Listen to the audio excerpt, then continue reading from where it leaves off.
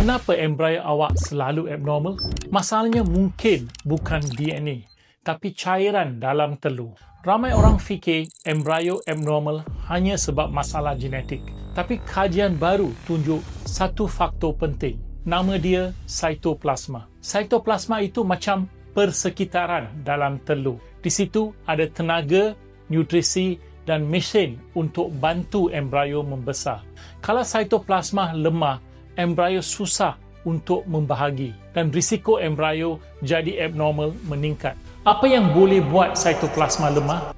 Umur meningkat, gaya hidup, stres, keradangan, masalah kesihatan tertentu. Sekarang ada rawatan baru yang dipanggil pronuclear transfer. Selepas persenyawaan, embrio ada 2 pronukleus yang mengandungi DNA anda dan pasangan. Dalam teknik ini, doktor keluarkan pronukleus itu dan embrio lain yang ada cytoplasma yang lebih sihat dan kuat.